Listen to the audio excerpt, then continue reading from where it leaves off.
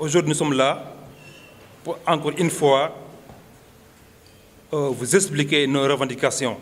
L'IDPS tient à renouveler ses revendications qui portent sur 4 points. 1. Le jaune. 2. L'arrêt des transactions antidémocratistes.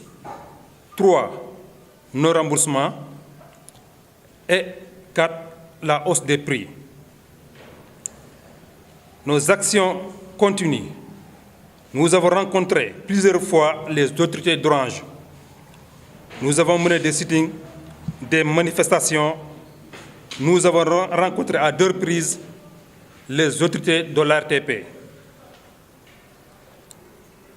La médiation continue, elle est en cours et depuis le 6 décembre, nous avons entamé une grève dans l'ensemble du territoire national et elle se poursuit jusqu'à nouvel ordre.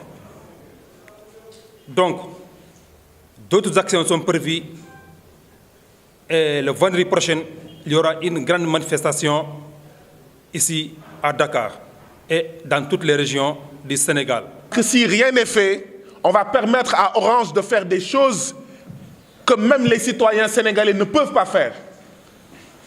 Aujourd'hui, il est impensable de voir un commerçant sénégalais vendre du riz et de dire aux citoyens sénégalais que ce riz-là, vous ne pourrez le vendre que dans le quartier de Médina ou dans la commune de Grand Yoff.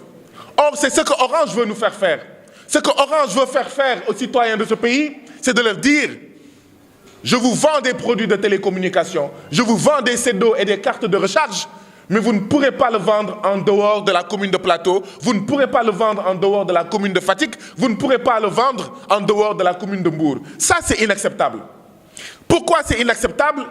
C'est d'autant plus scandaleux que si on avait appliqué le zoning à Orange, Orange ne serait pas entré en Afrique.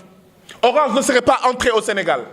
Appliquer le zoning aux opérateurs téléphoniques, c'est de dire à Orange, tu ne vendras pas en dehors de Dakar. C'est de dire à Tigo, tu ne vendras pas en dehors de Mbour. C'est de dire à Expresso, tu ne vendras pas en dehors de la mairie de la commune de Saint-Louis. C'est ça le zoning. Pourquoi est-ce que ce qu'on n'applique pas aux opérateurs, ces opérateurs-là, en l'occurrence Orange, a le culot de nous dire, dans notre propre pays, indépendant depuis 1960, que je vais appliquer une politique, un système, dans lequel, Tidjane, tu ne pourras plus vendre en dehors de la commune de Plateau. Ablaye, tu ne pourras plus vendre en dehors de la commune de Hann-Bel-Air. Barry, tu ne pourras plus vendre en dehors de la commune des Parcelles Assainies. Ça, c'est inacceptable. C'est de l'oppression économique et ça ne peut pas passer. L'accepter serait une grave forfaiture. Mais si Orange également dit que dorénavant, il ne peut plus y avoir de transaction entre les demi-grossistes, nous estimons que c'est la pire insulte qui soit.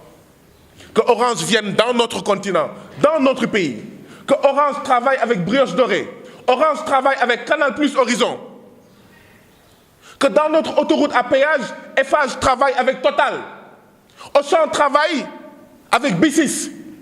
Mais nous, citoyens sénégalais, demi-grossistes, qui avons pris la décision de rester dans notre continent, dans notre pays, pour entreprendre, pour contribuer à l'émergence de notre pays, contribuer au développement de notre pays, nous ne pouvons pas travailler ensemble. C'est inacceptable et nous ne l'accepterons pas. Et ça, il faudrait que Orange en soit conscient. C'est pourquoi nous saluons et nous félicitons les demi-grossistes qui, depuis le 6 décembre, sont en grève. Et cette grève est en train de montrer des résultats parce qu'aujourd'hui, tout le monde sait que c'est très difficile de trouver du CEDO ici au Sénégal. C'est vrai qu'il y a des défaillants, mais il devient de plus en plus difficile de trouver du CEDO et des cartes de recharge. Donc bravo aux demi-grossistes qui se sont impliqués et qui, d'accord, font le boycott des CEDO et des cartes de recharge depuis le 6 décembre. La lutte doit continuer. Nous interpellons les autorités de ce pays-là, le président Macky Sall, le Premier ministre. Il est vrai qu'une médiation a commencé. Orange a convoqué nos compatriotes demi-grossistes en réunion, l'ARTP également. Nous saluons ces médiations-là. Nous les saluons, nous les félicitons. Et nous espérons que ces médiations vont arriver au résultat que nous souhaitons. Et le seul résultat que nous voulons entendre, c'est fin du zooning. Qu'on lève le zooning à Dakar et dans toutes les localités du Sénégal. Que Orange arrête de grignoter les bénéfices, les maigres bénéfices des détaillants, des demi-grossistes et même des grossistes. Les autorités doivent comprendre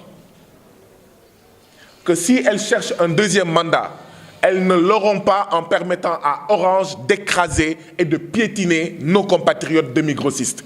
Si elles continuent à opprimer les demi-grossistes, à un moment donné, il faudra être très clair.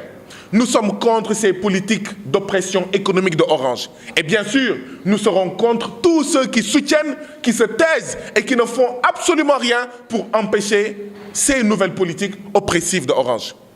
Pas de deuxième mandat avec le zooning. Pas de deuxième mandat avec l'arrêt des transactions entre demi-grossistes. Ñoo lank ñoo bañ duñ ko nangu.